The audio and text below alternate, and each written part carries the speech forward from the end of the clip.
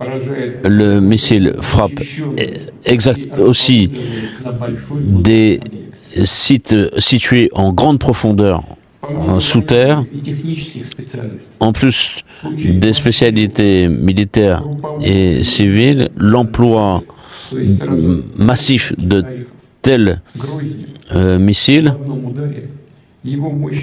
font que un seul impact sera comparable à l'arme nucléaire. Et pourtant, l'Oruchnik n'est pas une arme de destruction massive. Premièrement, parce que... Bonsoir à tous. Aujourd'hui, nous plongeons dans un discours lourd de menaces et de défis lancés par Vladimir Poutine, le président russe. Face à un Occident qui l'accuse d'escalade directe dans le conflit ukrainien, Poutine a détaillé les capacités destructrices de l'arsenal russe, notamment les missiles hypersoniques qu'il décrit comme sans équivalent dans le monde. Plus encore, il avertit que la Russie est prête à frapper des cibles stratégiques en réponse aux attaques soutenues par les puissances occidentales. Ce discours, empreint de défiance, est un véritable acte d'intimidation sur la scène internationale. Écoutez attentivement, car ces mots résonnent comme une mise en garde mondiale. Certains collègues ont demandé de préciser comment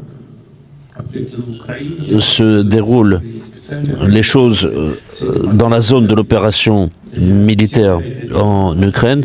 Je l'ai toujours fait et parce que je comprends que ces événements sont importants et je continue aujourd'hui. Il est de mon devoir de vous informer de ce qui s'est produit ces derniers temps. Comme on le sait, les représentants officiels des pays occidentaux, début novembre, ont annoncé vouloir donner l'autorisation à l'armée ukrainienne d'utiliser les missiles livrés par eux pour frapper le territoire russe en profondeur. Nous avons régulièrement attiré l'attention sur le fait que cela signifierait une implication directe des pays occidentaux dans le conflit, dans la mesure où l'utilisation de ces armes n'est pas possible sans la présence physique de représentants des pays producteurs. D'autre part, nous avons mis en garde contre une escalade de ce conflit et justement des frappes ont été effectuées contre les régions de Bryansk et de Kursk avec des missiles ATACMS et Storm Shadow. Et toutes ces attaques ont causé des dommages et j'avais dit dans ma déclaration le 21 novembre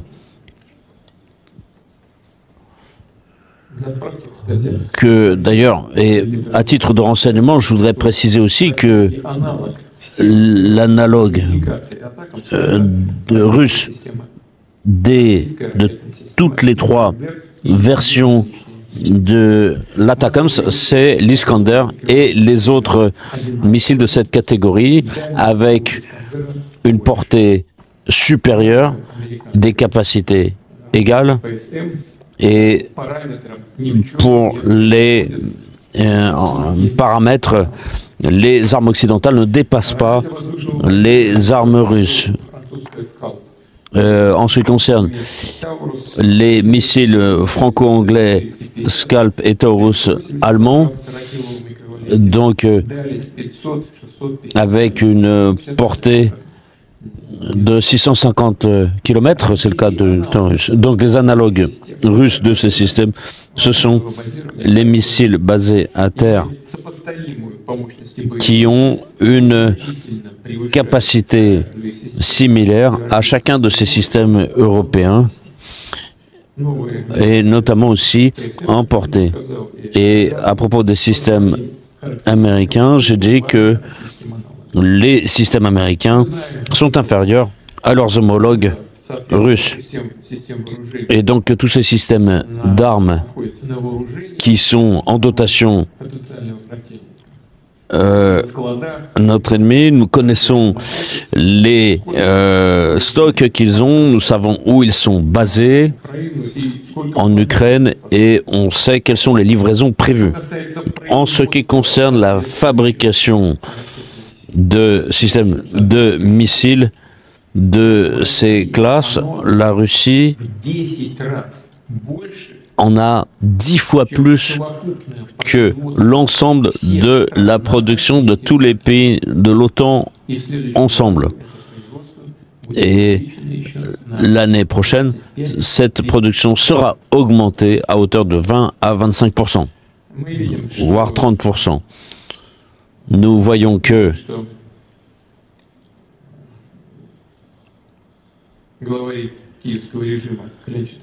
le régime de Kiev continue à réclamer à ses parrains du matériel militaire supplémentaire, alors que nous avons des calibres, des missiles hypersoniques Kinjal, Zircon, qui, par leurs caractéristiques, sont absolument sans équivalent dans le monde.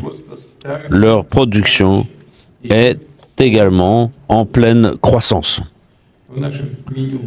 Nous avons dans notre menu de produits, si on peut s'exprimer de cette façon, nous aurons l'année prochaine d'autres références qui, comme on dit dans ce cas, apporteront leur signification. D'ailleurs, ces systèmes ont été utilisés au cours des 2 derniers jours comme poursuite de l'attaque effectuée avec un missile Oreshnik. Nous avons donc une centaine de systèmes de missiles des classes dont je viens de parler et 460 missiles supplémentaires. Et cette nuit, nous avons effectué une frappe généralisée avec 90 missiles et 100 drones. Nous avons frappé des sites militaires, des sites de production industrielle et des sites de soutien. Je le répète encore une fois, ces frappes de notre côté sont aussi une riposte aux attaques incessantes contre le territoire russe avec des missiles ATACMS. Et comme je l'ai dit plusieurs fois, il y aura toujours une réponse de notre côté. Et ces frappes à l'aide de missiles hypersoniques Oreshnik en armement conventionnel, nous avons été obligés de les utiliser au combat, comme je l'ai déjà dit, en réponse aux frappes menées à l'aide d'armes occidentales sur le territoire des régions de Bryansk et de Koursk. L'Oreshnik n'a pas d'équivalent dans le monde et je pense que de tels équivalents ne seront pas visibles prochainement. Je vous explique, comme vous l'avez demandé, comment fonctionne le missile Oreshnik. Donc, des dizaines de blocs attaquent la cible à une vitesse de Mach 10, c'est-à-dire à peu près 3 km par seconde. La température à l'impact peut être de 10 000 degrés Celsius. Et donc, tout qui se situe à l'épicentre de l'infarct est transformé, en fait, en poussière. Le missile frappe aussi des sites situés en grande profondeur sous terre, en plus des spécialités militaires et civiles. L'emploi massif de tels missiles font que un seul impact sera comparable à l'arme nucléaire. Et pourtant, l'Oreshnik n'est pas une arme de destruction massive. Premièrement, parce que cela est confirmé par l'essai du 21 novembre, c'est une arme de très haute précision. Et deuxièmement, et c'est le plus important, il n'y a ici aucune charge nucléaire. Donc, nous avons ici aujourd'hui, nous avons plusieurs exemplaires de ce missile disponibles. Et si les frappes se poursuivent sur le territoire de la Fédération de Russie, comme je l'ai déjà dit, nous répondrons en particulier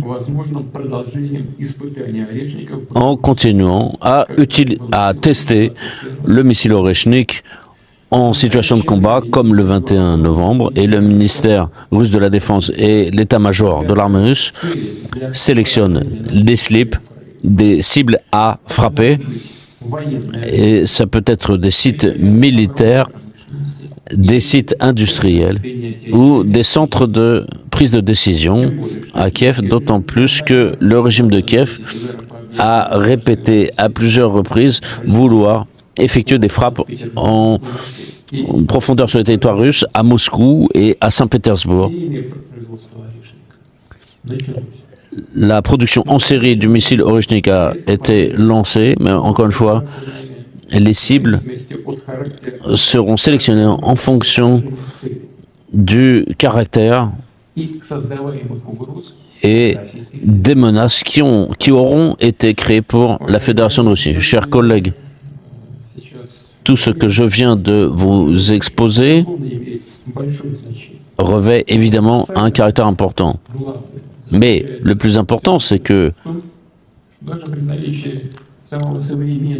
même avec les armes les plus techniques, l'issue de tout conflit militaire, y compris de l'opération militaire spéciale, se décide sur le terrain. Et finalement, tout dépend du soldat.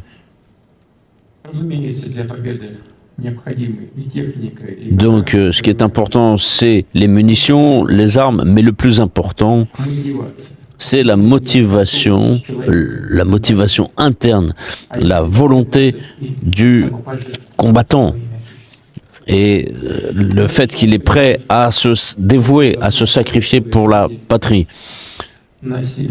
Et donc, on voit les militaires recrutés de force en Ukraine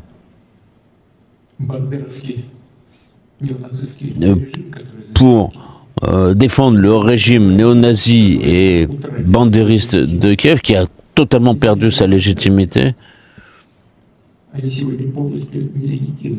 Donc aujourd'hui, ils n'ont absolument aucune légitimité, et rien que sur le plan strictement juridique,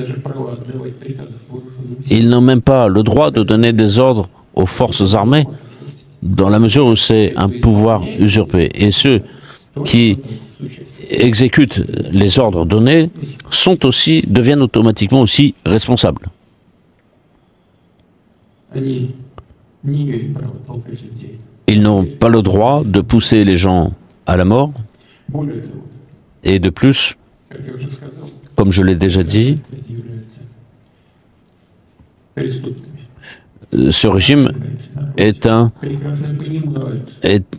criminel et nous résistons à cela. Pourquoi il y a une effusion de sang? C'est parce que nous voyons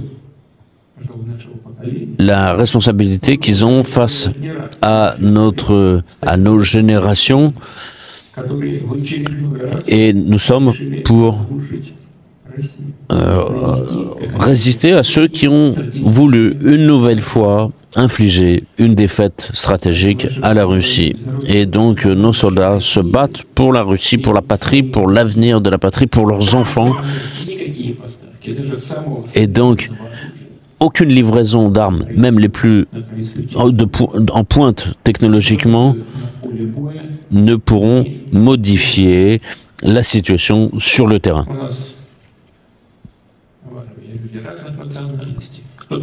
Nous avons des gens de nationalités, de confessions différentes. Il y en a qui font le signe de croix avant de partir au combat, il y en a d'autres qui font d'autres signes, qui prient Allah, mais tous sont ensemble, sur la ligne de front, et rien ne les arrêtera. Et je tiens à remercier les collègues d'avoir été attentifs dans ce contexte, c'est particulièrement important. donc d'avoir évoqué la question de la grande victoire dans la Deuxième Guerre mondiale. Donc nous aurons une année jubilaire avec le 80e anniversaire de cette victoire. Et dans tous nos pays, ces festivités se célébreront au plus haut niveau. Et j'espère que vous aurez la possibilité de participer aux festivités que nous allons organiser à Moscou. Lors de ces cérémonies officielles. De plus, nous invitons des unités militaires de vos pays à défiler avec les unités militaires russes lors du défilé de l'OTAN. Et en conclusion, encore une fois, je voudrais remercier M. Tokayev et tous nos amis du Kazakhstan pour le travail efficace qui a été mené dans le cadre de la présidence de l'OTSC et aussi souhaiter bon courage à nos amis kirghizes qui vont maintenant assurer la présidence de notre organisation et nous ferons tout ce qui dépend de nous pour vous faciliter le travail, pour vous apporter notre soutien. Je vous remercie. Les mots de Vladimir Poutine sont clairs. Il ne reculera devant rien pour défendre les intérêts de la Russie, quitte à pousser le conflit vers une escalade dramatique. Entre démonstrations de force et menaces directes, ce discours marque un tournant inquiétant dans la confrontation entre la Russie et l'Occident. Le monde peut-il encore éviter le point de non-retour? Et que signifie cette rhétorique pour l'équilibre mondial? Réagissez dans les commentaires, car ces enjeux nous concernent tous. Merci de votre attention, et restez connectés pour suivre l'évolution de cette crise internationale.